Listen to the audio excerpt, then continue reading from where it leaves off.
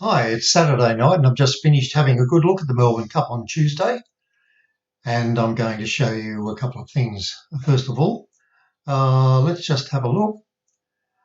This is our website, horseracingaustralia.info, and this is our shop.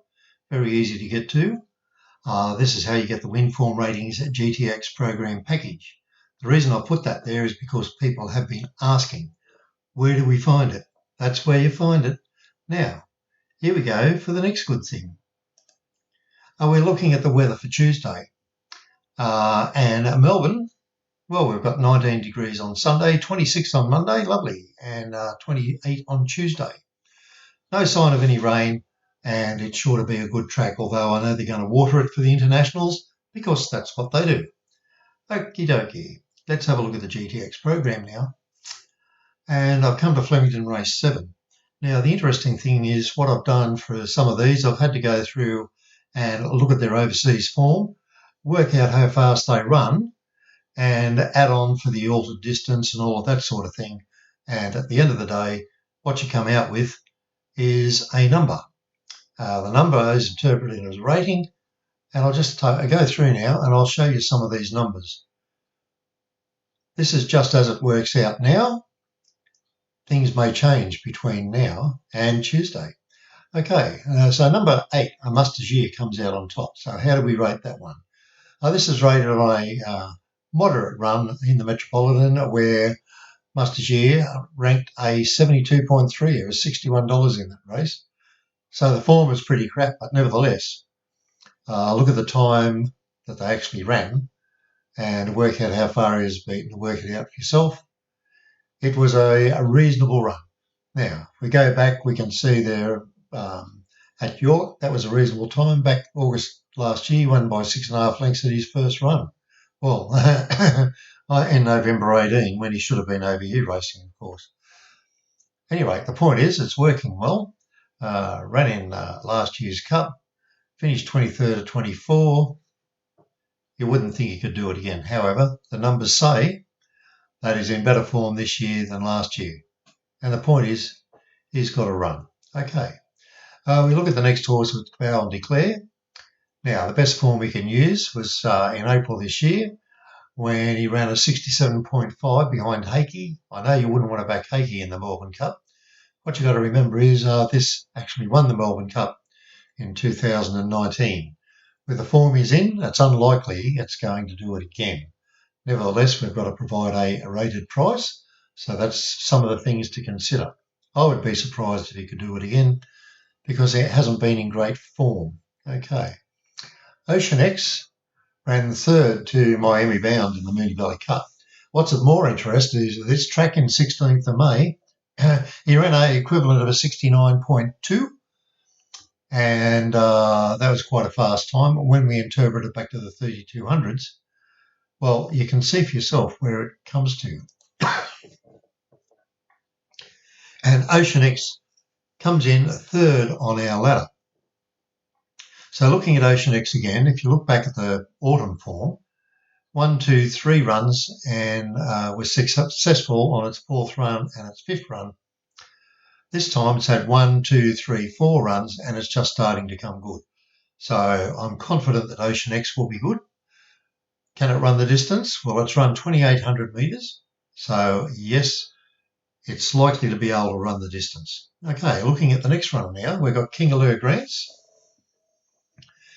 It ran a 69.1 right behind Ocean X. That was in May. It has had a good spell. 2 runs from a spell, ran third. It was a good run in the Geelong Cup. They didn't run great time, but nevertheless, we've got to respect this particular time. Now, it also won the Adelaide Cup over 3,200 metres in fairly slow time, but compared to some of the horses, it would be quite good. Looking to our next runner, we've got the Steel Prince, which won the Geelong Cup.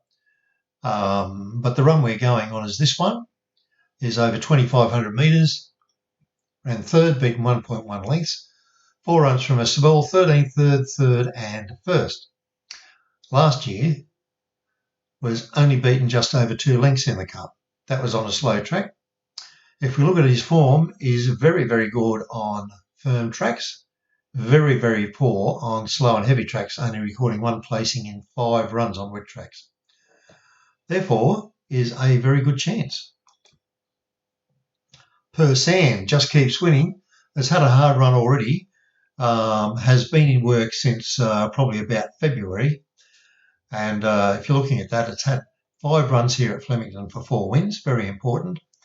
2,500 is as far as his run and a good rating. So therefore, the form is very worthwhile. Now, as you can see, it's been in work for a long time, but we're not saying it can win because actually, in fact, it's rated down here in 6th place. Finch we know about, Anthony Van Dyck and Very Elegant, they both line up together. I've used Anthony Van Dyck's run here. That's at Newmarket, ran a 50.1 there, but that's it doesn't quite work out like that because we have to actually add some more time on because we've worked out how fast that run was, okay? And then we've added on the how fast we think it could run, taking it up to 3,200. Problem with this horse, 2,400 is as far as it's gone. Okay, but certainly very good in the Caulfield Cup, and of course Very Elegant, we know very well, won the Caulfield Cup, has never been anywhere further than 2,400 metres, nevertheless has been very good. Look, ran a 76.8 rating when it was 4th to Colding over the 1,600 at Randwick. It's not far enough, but has been in very good form. It's very much a wait and see, but she looked like she could run it, didn't she? We're going on to Wetta James. This is another one. If we have a look at some of these horses down here, like Tiger Moth, for example, it's well fancied. It won by 4 lengths over in Ireland there. The time was very, very slow by Australian standards. Nevertheless, it was a very good run. However, what's it going to do here? We don't know. Can it run 3,200? We don't know. Nevertheless, they've decided that because it's a 3-year-old by our time, that it'll be one of those horses that comes out here and suddenly improves by, I think it was Cross Counter a couple of years ago. Did the same sort of thing.